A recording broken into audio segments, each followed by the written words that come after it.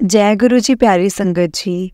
जय गुरु जी, शुक्राना गुरु जी, शुक्राना मेरे गुरु जी महाराज का। संगत जी, हम लोग बहुत लकी हैं जिन्हें गुरु जी का सत्संग सुनने का और सत्संग सुनाने का मौका मिलता है। संगत जी, ये मौका हर किसी को नहीं मिलता, इसलिए संगत जी हमें कोशिश करनी चाहिए कि जो सत्संग हमने भेजा है, तो क्योंकि ना गुरु जी बोलते थे कि शुरू तो शुरू करी। हमेशा गुरु जी के ये वर्ड्स रहे हैं कि शुरू तो शुरू करी, यानी कि जैसे आपकी जर्नी स्टार्ट हुई है, कैसे शुरू हुई और क्या क्या हुआ, वैसे ही बताने के लिए गुरु जी बोलते थे। और संगत जी, सत्संग सुनने वाले का और सत्संग सुनाने वाले का गुरु जी के वचन है कि दोनों का ही कल्याण होता है। इसलिए हमें सत्संग को पूरा सुनना चाहिए और अगर हम सत्संग सुनाते हैं तो संगत जी हमें पूरी जर्नी अपनी बतानी चाहिए। इसलिए संगत जी, अगर आपने भी अपना कोई सत्संग संगत जी के साथ शेयर करना है तो डिस्क्रिप्शन में व्हाट्सएप नंबर और जीमेल आईडी दिया हुआ है, आप उस पर अपना सत्संग लिखकर रिकॉर्ड करके या वीडियो बनाकर भेज सकते हैं। संगत जी, बहुत संगत ऐसी है जो बोलकर या फिर वीडियो बनाकर नहीं भेज सकती, और तो अपना नाम भी नहीं रिवील करना चाहती, तो वो हमें लिखकर भेज सकते हैं। जैसा वो लिखकर भेजेंगे तो हम संगत जी वैसा ही संगत जी को सुनाएंगे। संगत जी, गुरु जी की ब्लेसिंग्स लेने के लिए और ऐसे ही प्यारे प्यारे सत्संग सुनने के लिए गुरु जी के सत्संग चैनल को सब्सक्राइब करें और बेल नोटिफिकेशन को भी ऑन कर ले संगत जी, ताकि नया सत्संग जब भी अपलोड हो, उसकी वीडियो जब भी आए तो आपको उसकी जानकारी फटाफट से मिल जाए। इसलिए संगत जी, चलिए आज का हम सत्संग शुरू करते हैं। सत्संग को शुरू करने से पहले गुरु जी के चरणों में कोटि कोटि प्रणाम और सारी संगत जी को जय गुरु जी। और संगत जी, मेरे साथ गुरु जी का मंत्र जाप कीजिए, क्योंकि हम सत्संग की शुरुआत मंत्र जाप से करेंगे। ओम नमः शिवाय, शिव जी सदा सहाय। ओम नमः शिवाय, गुरु जी सदा सहाय। बोलिए संगत जी, ओम नमः शिवाय, शिव जी सदा सहाय। ओम नमः शिवाय, गुरु जी सदा सहाय। जय गुरु जी, शुक्राना गुरु जी। संगत जी, आज का जो सत्संग है एक आंटी जी ने हमें शेयर किया है, और संगत जी उनका बर्थडे है 15 सितंबर को। और संगत जी, आंटी जी कहते थे कि मैंने एक अरदास लगाई थी, मैं इन्हीं दिनों में गुरु जी से जुड़ी थी। एग्जैक्ट आंटी जी को डेट नहीं पता कि कब जुड़े थे, लेकिन लास्ट ईयर सितंबर में ही आंटी जी गुरु जी के साथ जुड़े थे। लेकिन उनका बर्थडे 15 तारीख को है, और उस दिन गुरु जी से उन्होंने कोई अरदास लगाई थी और संगत जी वो आज पूरी हो गई है, इसलिए वो अपना सत्संग को शेयर करना चाहते हैं। जय गुरु जी, शुक्राना गुरु जी। तो चलिए संगत जी, सत्संग जैसा आंटी जी ने हमें लिखकर भेजा है मैं आपको वैसा ही बताऊंगी। और संगत जी, आंटी जी ने अपना सत्संग अपनी जर्नी से शुरू किया है। जय गुरु जी, शुक्राना गुरु जी। संगत जी, जय गुरु जी, शुक्राना गुरु जी, शुक्राना मेरे गुरु जी महाराज जी का, जिन्होंने अपनी चरण से लगाया हमें। और संगत जी, मेरी जर्नी गुरु जी के साथ सितंबर में शुरू हुई थी। मुझे एग्जैक्ट डेट नहीं पता है कि मेरी जर्नी कब शुरू हुई थी, लेकिन मुझे मंथ याद है। लास्ट ईयर 2022 में मेरी गुरु जी से सितंबर में जर्नी शुरू हुई थी। संगत जी, मैं बहुत परेशान थी और बस मुझे यही था कि मैं कैसे इन चीज़ों को हैंडल करूँगी, कैसे नहीं करूँगी। लेकिन संगत जी, मुझे नहीं पता था कि गुरु जी के आने के बाद मेरी इतनी जल्दी मुराद पूरी हो जाएगी, मेरी अरदास पूरी हो जाएगी। संगत जी, मैंने अपने बर्थडे वाले दिन 15 सितंबर को अरदास लगाई थी गुरु जी से, और आज सितंबर पूरा होने से पहले पहले संगत जी वो अरदास पूरी हो गई है, और मैं बहुत खुश हूँ, बहुत ज़्यादा खुश हूँ। जय गुरु जी, शुक्राना गुरु जी। सबसे पहले संगत जी, मैं आपसे ये शेयर करूँगी कि मेरी जर्नी गुरु जी के साथ कैसे शुरू हुई। संगत जी, ये बात है जुलाई एंड की। जुलाई एंड में अपने ऑफिस में थी। ऑफिस के जो क्लीग्स थे वो उनमें से एक गुरु जी को बहुत मानते थे। संगत जी, मैं परेशान थी और मुझे हमेशा यही होता था, कुछ ना कुछ परेशानी मेरे दिमाग में, दिल दिमाग में चलती रहती थी। मेरा ना दिमाग अपने ऑफिस के काम में होता था, ना मेरा दिल लगता था। बस मैं एक पुतले की तरह जाती थी और काम करके अपने घर पे वापस आ जाती थी। लेकिन संगत जी, वो संगत मुझे बहुत नोट करते थे और मुझे यही बोलते थे कि तुम फिक्र ना करो, सब कुछ ठीक हो जाएगा, सब कुछ ठीक कर देंगे गुरु जी, सब ठीक करेंगे गुरु जी। तो संगत जी, वो बार बार गुरु जी बोलते थे, लेकिन मुझे नहीं समझ में आता था गुरु जी हैं कौन, और ये बार बार गुरुजी बोलते हैं, हाँ जी गुरुजी सब ठीक कर देंगे, मेरे गुरुपा सब ठीक कर देंगे। वो संगत जी गुरुपा बोलते थे। तो अब मैं यही सोच रही थी गुरुजी हैं कौन। और ऐसे ही संगत जी हम एक बार खाने के लिए बैठे हुए थे और वही आए मेरे पास आके बैठे और बात वगैरह करनी शुरू की। उन्होंने मुझसे पूछा कि क्या प्रॉब्लम है आपको, क्या हुआ, आप इतने सैड क्यों रहते हो। संगत जी वैसे तो सबको पता था कि मेरी प्रॉब्लम क्या है, वो मैं आपको आगे बताऊंगी, लेकिन मैं फिर भी उस बात पे ज़्यादा टॉपिक पे उस पे बात नहीं करती थी, मैं नहीं बोलती थी ज़्यादा, लेकिन बस यही चलता रहता था। और संगत जी उन्होंने मुझे बोला कि आप एक बार ना मेरे गुरुपा के पास जाके आओ, एक बार गुरुजी का सत्संग अटेंड करो, गुरुजी के सत्संग सुनना शुरू करो, देखना आपकी ज़िंदगी में बहुत बदलाव आएगा। तो मैंने बोला कौन से गुरुजी हैं आपके, मुझे आप बताओ। फिर उन्होंने ना गुरुजी के बारे में थोड़ा बहुत बताया, जैसे गुरुजी हैं दिल्ली वाले और गुरुजी का बड़ा मंदिर है वहाँ पे, लुधियाना में भी है, छतरपुर और डुगरी है ना। तो उन्होंने थोड़ा बहुत बताया और उन्होंने ये बताया कि गुरुजी को ना अपने बच्चे, अपनी बेटियां बहुत प्यारी हैं। गुरुजी कभी भी अपने बच्चों को दुखी नहीं देख सकते। जो होगा आपके हित में होगा, अगर आपके लिए अच्छा होगा तो वो ज़रूर होगा, अगर आपके लिए ठीक नहीं होगा, बुरा होगा, तो वो कभी भी नहीं होगा। मैंने बोला अच्छा, लेकिन संगत जी बस एक मेरा ना वो कनेक्शन नहीं बन पा रहा था। बस मैंने उनकी बात सुनी और अनसुनी जैसी कर दी।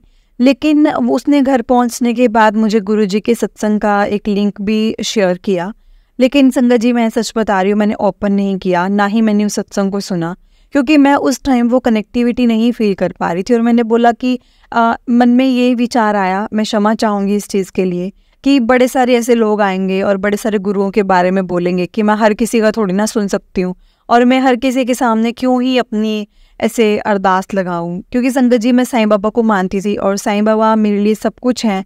उन्होंने मेरा हर वक्त साथ दिया है, हर वक्त साथ दिया है। तो अभी तो थोड़ी बहुत मुश्किल आई है मेरी लाइफ में, तो मैं क्यों ही डगमगाऊंगी। तो संगत जी मैंने अपना सब साईं पे छोड़ रखा था। और संगत जी आपको पता है, अगर मैं किसी और की तरफ जाने का सोचती भी हूँ ना, तो साईं बाबा मेरे पैर वैसे ही पीछे खींच लेते हैं, मेरे को किसी के पास नहीं जाने देते। तो मुझे भी ये लगा था कि मैं इनकी तरफ जाने लगूंगी तो साईं बाबा मुझे नहीं जाने देंगे, मतलब मेरे मन में वो भाव ही नहीं आएगा। तो संगत जी मैंने वो सत्संग को नहीं ओपन किया।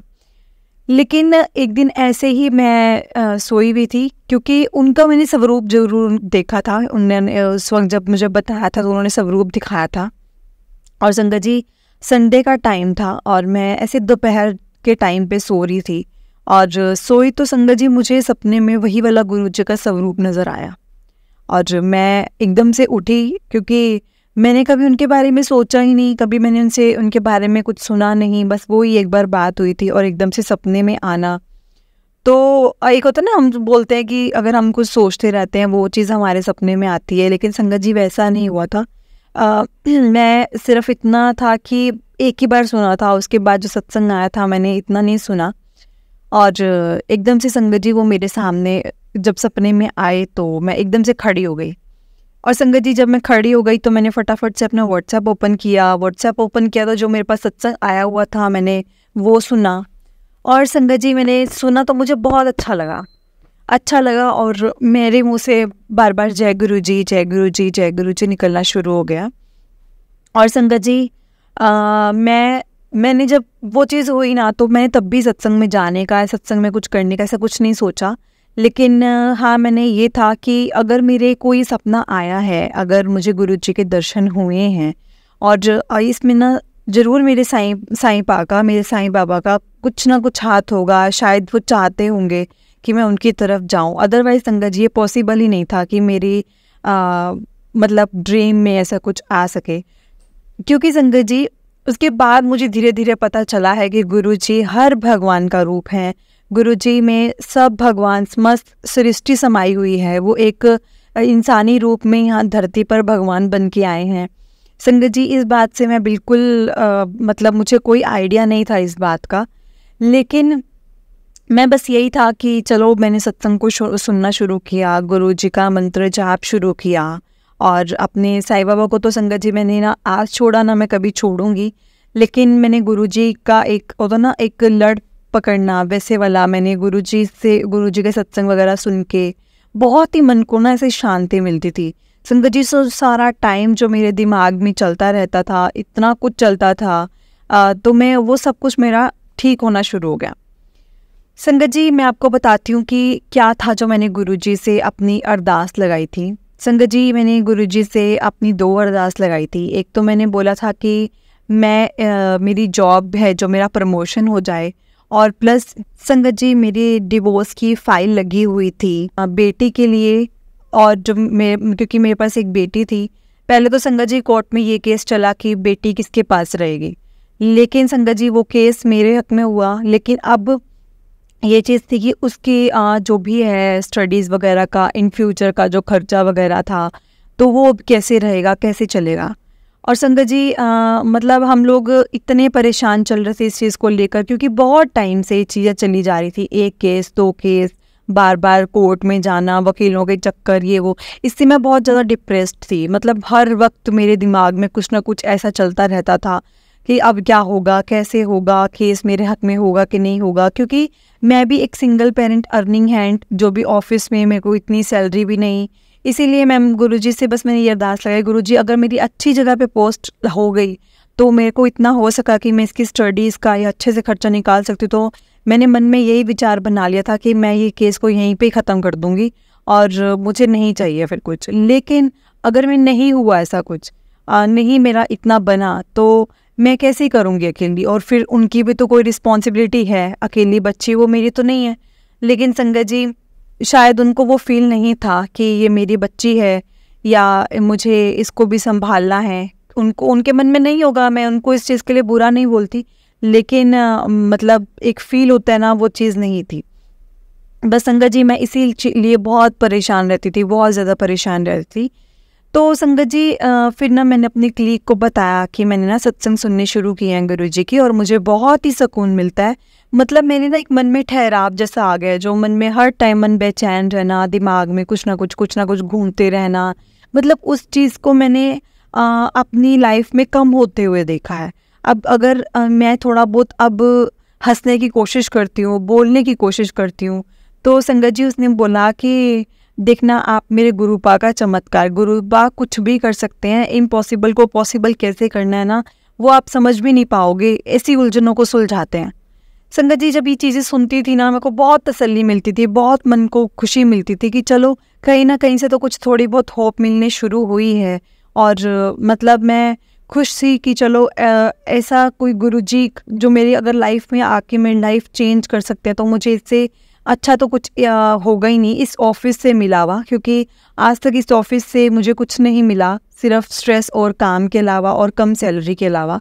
लेकिन संगत जी अगर मेरे साथ ऐसा होता तो मैं उनका यही शुक्राना करती कि मुझे ये कलीग मिले यहाँ पे और इन्होंने मुझे गुरुजी के रास्ते पे डाला, वरना तो मुझे गुरुजी का कुछ नहीं पता था। मुझे क्या पता गुरुजी कौन कैसे, ना मुझे ये परेशान देखते, ना मेरे पास आते, और ना मैं गुरुजी के बारे में कुछ जान पाती। जय गुरुजी।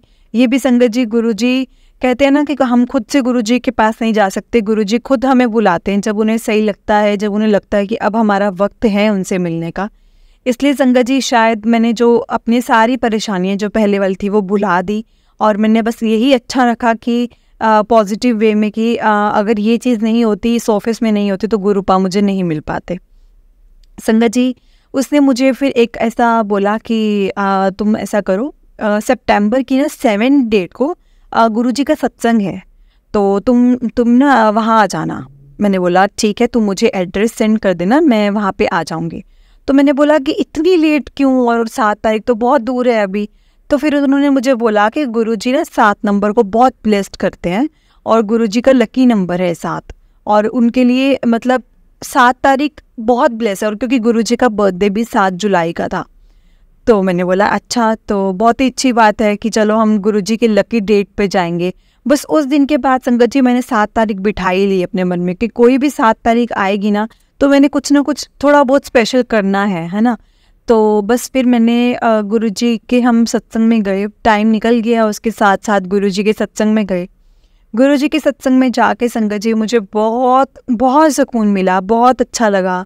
और हमें वहाँ पे गुरुजी का जल प्रसाद मिला, चाय प्रसाद मिला, संगत जी जैसे वहाँ बैठे ना, तो पहले तो बहुत ही शांति, बहुत ही ज़्यादा शांति। शायद हम टाइम से पहले पहुँच गए थे, हम लोग जाके बैठे हैं, और तब तो सारी संगत थोड़ी बहुत एक दूसरे से बात कर रही थी। लेकिन संगत जी एग्जैक्ट टाइम पे, जितना टाइम दिया हुआ था, एग्जैक्ट टाइम पे जब सत्संग शुरू हो गया तो सब अपना गुरुजी से कनेक्शन बनाने के लिए रेडी हो गए, सब गुरुजी के ही ध्यान में चले गए। बस एक दो जो संगत थी वो एक उसमें से गुरुजी का जो चंदन का टीका लगता है वो लगाने के लिए आए। एक आंटी आ रहे थे जो गुरुजी का जल प्रसाद दे रहे थे, है ना। और एक वैसे बस यही लगे हुए थे, 3-4 जो संगत थी वही लगे हुए थे।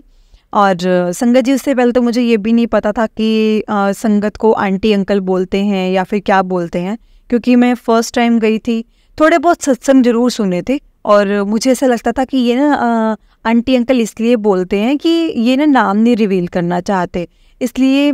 लेकिन कभी कभी मैं ये भी सोचती थी कि कभी कभी नाम भी लेते, जैसे शीला आंटी है ना, या पिंकी आंटी, ऐसा नाम भी लेते थे, तो मैं समझ नहीं पाती थी कि क्यों इसे आंटी अंकल बोलते हैं।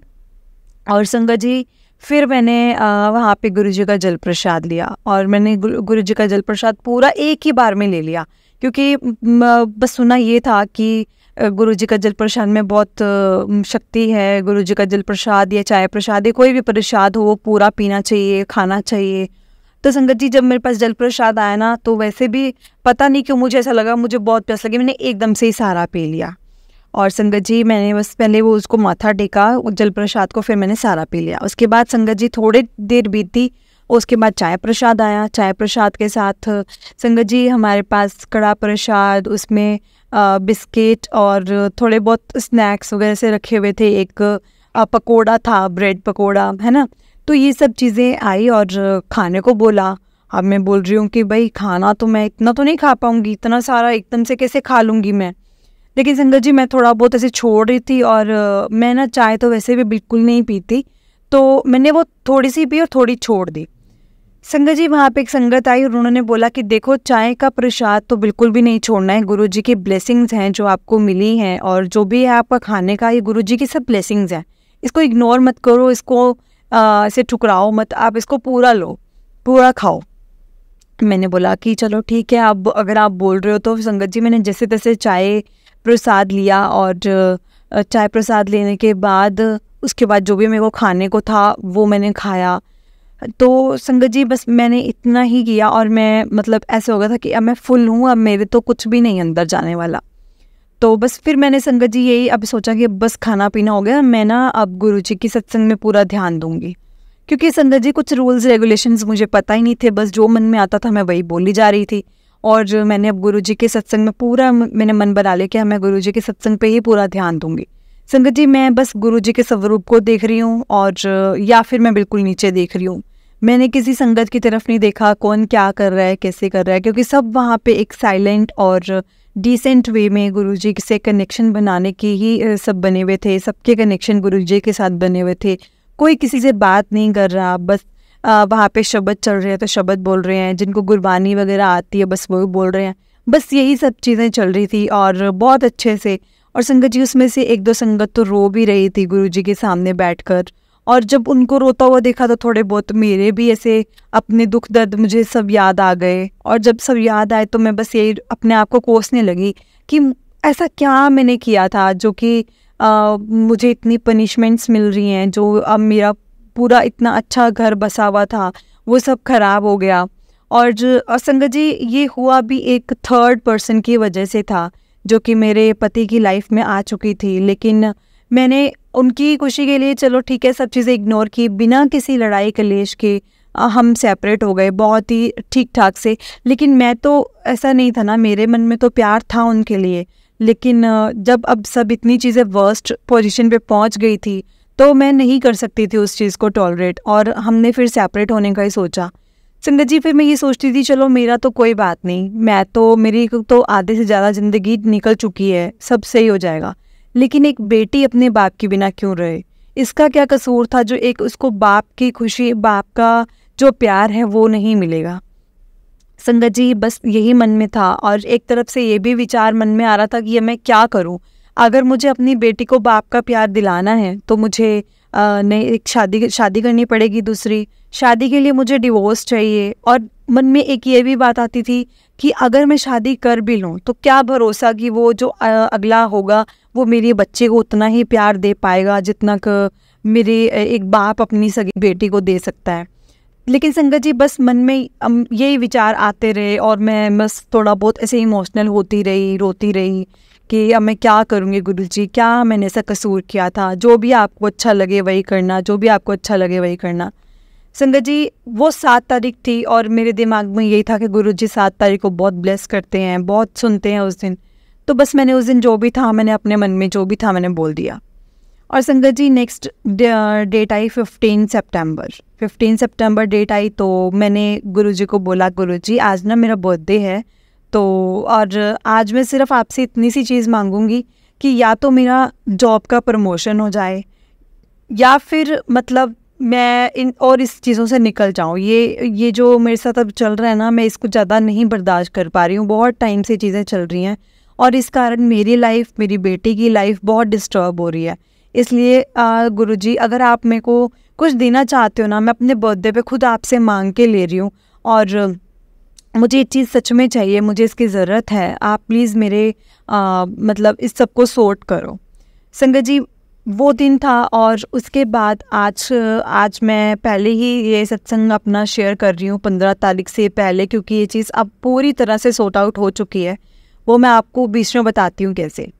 संगत जी एक दिन ऐसा आया सितंबर के बाद, 15 तारीख के बाद की बात बता रही हूँ। उस दिन 15 तारीख को भी मेरे जो एक्स हस्बैंड थे उनका मेरे पास मेरा बर्थडे विश आया। संगत जी 2 साल बाद मेरे पास विश आया उनका और उन्होंने मुझे बर्थडे विश किया। तो मैंने कुछ रिस्पॉन्ड नहीं किया, मैंने ऑल्दो बस मैसेज सीन किया और मैंने छोड़ दिया। मैंने उनको कोई रिप्लाई नहीं किया क्योंकि संगत जी वो आदमी जो मेरी बेटी को, अपनी बेटी को उसके बर्थडे पे नहीं विश कर रहा, तो मेरे बर्थडे पे मुझे विश करके कोई फ़ायदा नहीं था, क्योंकि मेरे दिल में अब उनके लिए कुछ भी नहीं रहा था, ज़ीरो था सब कुछ। तो संगत जी हुआ यूँ कि उन्होंने मुझे विश किया, मैंने उसका रिस्पॉन्ड नहीं किया। उसके बाद नेक्स्ट मंथ 20 के दिन बाद नेक्स्ट मंथ 5-6 तारीख के करीब उनका मेरे पास कॉल आता है और मुझसे वो माफ़ी मांगते हैं कि मुझे माफ़ कर दो प्लीज़, मेरे से बहुत बड़ी गलती हो गई कि मैंने तुम्हें छोड़कर किसी और पे यकीन किया और आज हम भी सेपरेट हैं, हम एक दूसरे के साथ नहीं हैं, तो क्या हम लोग अपनी लाइफ को दोबारा से एक नए मोड से शुरू कर सकते हैं। तो संगत जी मैंने उनको बोला कि बिल्कुल भी नहीं, अब ऐसा हो ही नहीं सकता, मुझे बस अपना डिवोर्स फाइल जो है, मुझे डिवोर्स चाहिए और ऐसा मैं नहीं करूँगी। क्योंकि एक तरह से मन में जो नफ़रत आ चुकी थी वो संगत जी कभी मेरे को लगता नहीं वो दरार जो है वो भर सकती थी अगर मैं हाँ कर भी देती तो। लेकिन एक तरह से उनका जब फ़ोन आने के बाद संगत जी मेरा दिमाग ऐसा हो गया कि अगर मैं हाँ कर देती हूँ तो मुझे कोई और भी शादी नहीं करवानी पड़ेगी और ना ही मेरी बेटी को किसी सौतेले बाप का कहने का मतलब। मैं आजकल मैं ऐसा नहीं बोलती कि हर कोई सेम होता है संगत जी, लेकिन बहुत हद तक ऐसा ही होता है कि जो दूसरा बच्चा होता है उनको इतना प्यार नहीं दे पाता कोई ना। बस दिमाग अब उसमें उलझ गया कि अब मैं क्या करूं। क्या मैं गुरुजी से अरदास कर रही थी कि गुरुजी मतलब आप मेरा ये जो डिवोर्स का है तो मुझे पूरा कर दो, है ना, ये ऐसा नहीं होना चाहिए। और क्या कहाँ मेरे पास अभी ये फ़ोन आ गया और मैं अब इन उलझनों में फंस चुकी हूँ। अब सब टाइम संगत जी दिमाग में यही घूमता, मैं क्या करूँ, मेरे लिए क्या अच्छा है, क्या बुरा है, क्या मुझे करना चाहिए, या फिर मैं अब इनको एक बार और मौका देख के देखूँ। लेकिन संगत जी मुझे इतना भी पता था कि अगर मैंने इनको मौका दे दिया और दूसरी बार अगर मेरे साथ कुछ ऐसा हुआ तो मैं तो पूरी तरह से टूट जाऊँगी। मतलब मेरे पास फिर उसके बाद अपने आप को फिक्स करने के लिए कुछ भी नहीं रहेगा। और ये तो है कि मैं अभी सिर्फ अपनी, लेकिन संगत जी मैं अपनी बेटी का मेरे से ज़्यादा सोच रही थी।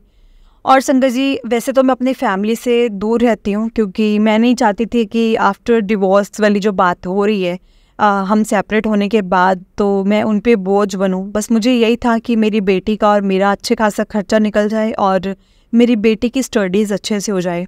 बस मेरे दिल और दिमाग में यही चीज़ चलती रहती थी संगत जी।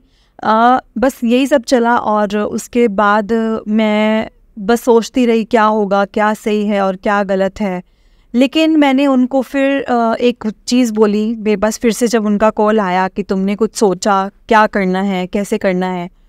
तो संगत जी मैंने उनके सामने एक डिमांड रखी कि चलो ठीक है, मैं तुम्हें एक दूसरा मौका ज़रूर दूंगी, लेकिन उससे पहले तुम मुझे ये प्रूव करके दिखाओ कि तुम मेरी बेटी को उतना ही प्यार करते हो जैसे जब हमने ये बच्चा प्लान किया था तो तुमने इतने ड्रीम्स इसके लिए तुमने क्रिएट किए थे और तुम पूरा कुछ भी नहीं कर रहे थे। तो संगत जी लेकिन उन्होंने बहुत रोए, बहुत गिड़गिड़ाए, जैसे मानो कि सच में उनके दिल से ही वो चीज़ें निकल रही हूँ।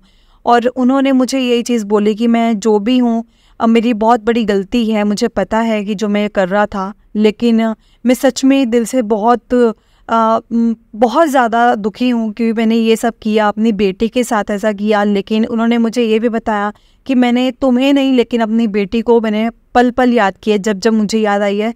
लेकिन सिचुएशंस ऐसी थी और जो वो लड़की उनकी लाइफ में थी और वो कुछ ऐसी थी कि वो हमसे कनेक्ट करने ही दे रही थी, कोई कॉन्टैक्ट बनाने के लिए वो राज़ी नहीं थी, तो इसलिए वो कर नहीं पा रहे थे संगत जी। लेकिन वो कहते मैं हर वक्त अपनी बेटी को याद करता था और हर वक्त मैं ऐसे ही रहता था कि कब मेरी एक बार मैं अपनी बेटी की झलक ही देख लूँ।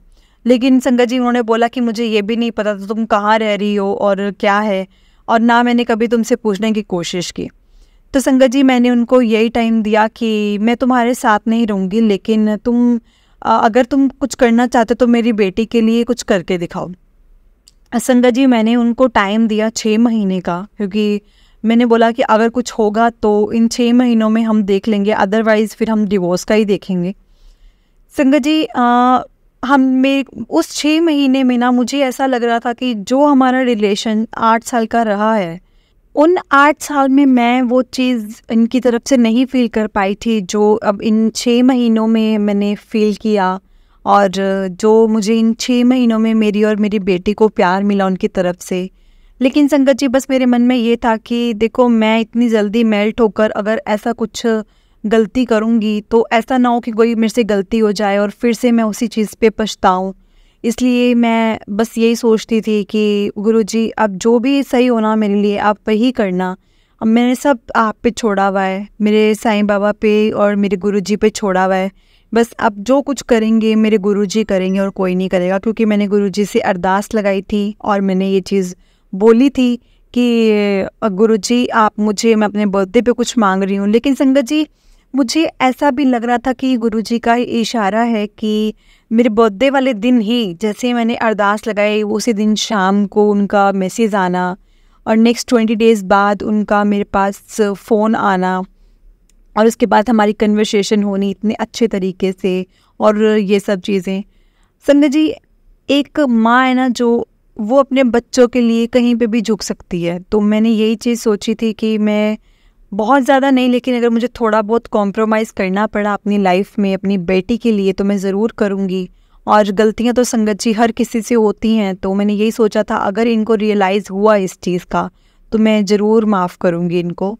लेकिन संगत जी बस चीज़ें मुझे बहुत ठीक लगती गई। उसके बाद संगत जी 6-7 महीने हमारे ऐसे ही निकल गए और बहुत अच्छे से निकले। जब संगत जी ये सब हो गया तब हमने अपनी फैमिली में बात की कि हम लोग फिर से इकट्ठा होना मतलब रहना चाहते हैं, क्योंकि मतलब फिर मैंने सारी सिचुएशंस बताई उनको। लेकिन संगत जी उस टाइम पे मेरे पेरेंट्स ने बिल्कुल मना कर दिया था कि नहीं हम बिल्कुल भी नहीं करेंगे। संगत जी ये मार्च है अप्रैल मई की, तो संगत जी उस टाइम पे इन्होंने मेरी फैमिली ने बिल्कुल मना कर दिया कि तुम एक बार चोट खा चुकी हो, दूसरी बार तुमने फिर से वही काम करना है। तो मैंने बोला कि नहीं अब सब कुछ ठीक है, मुझे सब सही लग रहा है तो क्यों नहीं मैं कर सकती। तो संगत जी फिर उसके बाद यही चीज़ हुई कि वो चीज़ चलती रही, दोनों फैमिलीज़ एक दूसरे को मनाने में करने में लगी रही और संगत जी करते बहुत टाइम निकल गया। और उस टाइम में लेकिन बस मैंने यही चीज़ फील की कि इनका प्यार हमारे लिए कम नहीं हुआ, चाहे फैमिली वालों ने जितनी मर्जी रिजेक्शन दी, चाहे फैमिली वालों ने इनको कुछ मर्जी बोला, लेकिन इन्होंने मेरी बेटी के लिए और मेरे लिए अपना प्यार कम नहीं किया। ऑल्दो मुझे यही बोलते थे कि नहीं हम सब कुछ ठीक करेंगे, अगर हम दोनों साथ हैं तो फैमिली वाले भी ज़रूर मानेंगे जब हम एक दूसरे को खुश देखेंगे। तो संगत जी फिर मैंने बहुत ट्राई किया अपनी फैमिली को मनाने का और लास्ट अगस्त की लास्ट में संगत जी हम लोग फिर से इकट्ठा हो गए, सब कुछ सॉर्ट हो गया। और बस यही अब मन था कि अब मैं अपना सत्संग शेयर करूं, क्योंकि गुरुजी ने संगत जी मेरी एक अरदास तो पूरी कर दी है। और उस अरदास के बाद मुझे नहीं लगता कि जो मेरी दूसरी अरदास है, जो मैंने प्रमोशन की लीड मांगी थी, कि मुझे उसकी अब ज़रूरत भी है, क्योंकि गुरुजी ने मेरी बहुत सुनी है। और मैं संगत जी बहुत खुश हूँ, बहुत ज़्यादा खुश हूँ कि मेरी लाइफ फिर से सेटल हो गई। इतनी उलट पुलट होने के बाद, इतने उतराव चढ़ाव आने के बाद भी मैं फिर से अपने ट्रैक पे हूँ। मेरी बेटी बहुत खुश है वो भी। और इससे ज़्यादा ब्लेसिंग्स तो मुझे गुरुजी की क्या ही मिलेंगी। और संगत जी अब हमें यही डिसाइड हुआ है कि आने वाली इस 15 तारीख को हम कोशिश करेंगे गुरुजी के बड़े मंदिर जाने की और वहाँ पे जाके गुरुजी की ब्लेसिंग्स लेने की। जय गुरुजी, शुक्राना गुरुजी, अनंतम अनंतम शुक्राना गुरुजी। जैसे ही हम सब पे अपनी कृपा बनाई है संगत जी गुरुजी ने, मैं यही चाहूँगी कि सब पे गुरुजी की ऐसी कृपा रहे। संगत जी बीच में भी ऐसा बहुत बार हुआ कि एक बार की मैं आपको बात बताती हूँ कि मेरे साथ क्या हुआ, एक और सत्संग सुनाती हूँ। संगत जी मेरी बेटे की जो फ़ीस थी ना स्कूल की, वो मैं एक बार नहीं दे पाई। और संगत जी इसके स्कूल से मुझे नोटिस आ गया कि आपको स्कूल में मतलब फ़ीस देनी ही पड़ेगी। संगत जी ज़्यादा नहीं तो मैं शायद 20-22 हज़ार पीछे चल रही थी, और बहुत ज़्यादा नहीं, लेकिन इतना ड्यू था मेरा। तो संगत जी उनका नोटिस आने लगा कि आपको फ़ीस भरनी पड़ेगी, वरना हम ज़्यादा देर तक इनका कंटिन्यू नहीं कर पाएंगे स्टडीज़ को। संगत जी मुझे नहीं पता कि कैसे कब क्या हुआ, और मेरे पास मेरे अकाउंट में 22,000 रुपये, पूरे 22,000 रुपये जितने मुझे चाहिए थे उतने ट्रांसफ़र किए। लेकिन संगत जी आज तक वो मेरे लिए मिस्ट्री है कि मेरे अकाउंट में वो पैसे आए कैसे हैं, कहाँ से आए हैं, ना मुझे ये पता, ना कुछ नाम पता। और संगत जी डायरेक्ट मेरे अकाउंट में आए हैं। और ऑल्दो संगत जी मैं क्यों झूठ बोलूँ, मैंने बैंक्स में भी जाके नहीं पता किया कि किसके थे क्यों नहीं थे, लेकिन मुझे ये था कि अगर किसी के बाय चांस मेरे अकाउंट में ट्रांसफ़र हो गया तो वो कट भी जाएंगे। तो संगत जी मैंने हफ्ता वेट किया उस चीज़ का कि क्या पता किसके मेरे पास आ गए हैं पैसे, और क्यों ही मैंने किसी के पैसे यूज़ करने हैं। तो इसलिए मैंने वो पैसे नहीं यूज़ किए और मैंने उनको वैसे ही रखा। लेकिन संगत जी हफ्ते तक मैंने वेट किया, और संगत जी यहाँ से बेटी के स्कूल से दूसरी बार नोटिस आ गया कि आपको फ़ीस देनी है। तो संगत जी मैंने सोचा कोई बात नहीं, अभी मैं एक बार जो मेरे पास पैसे आए हैं वो मैं दे देती हूँ, उसके बाद देखेंगे कि कैसे हमने पैसे मैंने चुकाने हैं बाद में। अगर मुझसे ऐसा कुछ हुआ या कुछ आया मेल वगैरह या फ़ोन वगैरह तो मैं तब देखूँगी। संगत जी मैंने वो 22,000 रुपये निकाले और मैंने अपनी बेटी के स्कूल में दे दिए। और संगत जी सच में आज तक मुझसे किसी ने नहीं पूछा कि वो पैसे किस, मतलब मुझे पूछेगा तो क्या, मुझे किसी ने कुछ नहीं पूछा से वो पैसे मेरे आए हैं आपके अकाउंट में या मैंने भेजे हैं, मुझे किसी ने कुछ नहीं बताया। लेकिन मैं अभी तक ये सोचती हूँ कि गुरुजी ने ही किया है वैसे, और ये कोई कर भी नहीं सकता, क्योंकि गुरुजी को पता था मुझे उस टाइम पे मेरे को बहुत ज़रूरत है। और अपनी बेटी को तो संगत जी वैसे भी गुरुजी परेशान नहीं देख सकते, ये सच है। और क्योंकि गुरुजी अपनी बेटियों से बहुत प्यार करते हैं, अपने संगत का पूरा ख्याल रखते हैं, जो उनके लिए चीज़ अच्छी है बुरी है उनका सबको पता होता है, उनके फ्यूचर का, पास्ट का, प्रेजेंट का, उनसे कुछ भी नहीं छुपा। हम चाहे जितनी मर्जी कोशिश कर लें, हम मन में सोचे ना कि क्या चलो चलता है, करेंगे देखेंगे, तो उनको सब पता है, करेंगे देखेंगे सब पता है कि कैसे क्या देखेंगे वो। और उनको जो उन्होंने करना है ना वो उन्होंने ही करना है संगत जी। अगर हम कुछ ऐसी चीज़ करने जा रहे हैं ना कि जो हमारे लिए अच्छी नहीं है, और उसके कारण ना होने पर हमारा चाहे जितना मर्जी मूड ख़राब हो रहा है, तो वो चीज़ रहेगी। मूड चाहे जितना मर्जी ख़राब रहे, लेकिन आपको ऑल्टरनेट चाहे बहुत अच्छा कुछ मिल जाए, लेकिन वो चीज़ नहीं मिलेगी जो आपके लिए बिल्कुल भी अच्छी नहीं है, चाहे आप जितनी मर्जी जिद कर लो। इसलिए संगत जी गुरुजी वैसे भी कहते हैं कि मुझसे मांगो मत, मुझे मानो। अगर तुम मुझसे मांगोगे तो मैं तुम्हें उतना ही दूंगा, या मुझे ज़बरदस्ती कुछ ना कुछ करके तुम्हें देना पड़ेगा जितना तुम मुझसे मांग रहे हो। लेकिन तुम मुझे मानोगे ना तो तुम्हें पता भी नहीं चलेगा कि तुम्हारे पास कहाँ से कैसे क्या आ रहा है। तुम सच में बस अपनी ब्लेसिंग्स ही बटोरते रहोगे। ये चीज़ है संगत जी, सच में अगर हम गुरु जी को मानते हैं, गुरु जी को मानना और मांगने में बहुत फ़र्क है। इसलिए गुरु जी से कभी मत मांगो, अरदास लगाओ, हाजिरी ज़रूर पूरी होगी, गुरु जी की ब्लेसिंग्स आपको ज़रूर मिलेंगी। जय गुरु जी, शुक्राना गुरु जी। जय गुरु जी प्यारी संगत जी, जय गुरु जी, शुक्राना गुरु जी, अनंतम अनंतम शुक्राना गुरु जी। संगत जी, ये आंटी जी का सत्संग था जो कि बहुत ही प्यारा सत्संग था, और आपने सत्संग सुना है तो आपको पता लगा होगा कि कैसे गुरुजी ने उनके लिए क्या डिसाइड किया हुआ था, जबकि उनको लग रहा था कि अब उनके हाथ से सब कुछ निकल गया है। जय गुरु जी, शुक्राना गुरु जी। संगत जी, इस चैनल के माध्यम से आपको सत्संग सुनाए जाएंगे। गुरु जी की ब्लेसिंग्स लेने के लिए और सत्संग सुनने के लिए गुरु जी के सत्संग चैनल को सब्सक्राइब करें और बेल नोटिफिकेशन को भी ऑन कर लें संगत जी, ताकि नया सत्संग का वीडियो जब भी अपलोड हो आपको उसकी जानकारी फटाफट से मिल जाए। संगत जी, हम लोग बहुत लकी हैं जो गुरु जी के सत्संग सुनने का और सत्संग सुनाने का मौका मिलता है। इसलिए संगत जी, हमें मौका नहीं गंवाना चाहिए और हमें सत्संग को हमेशा पूरा सुनना चाहिए। जय गुरु जी, शुक्राना गुरु जी।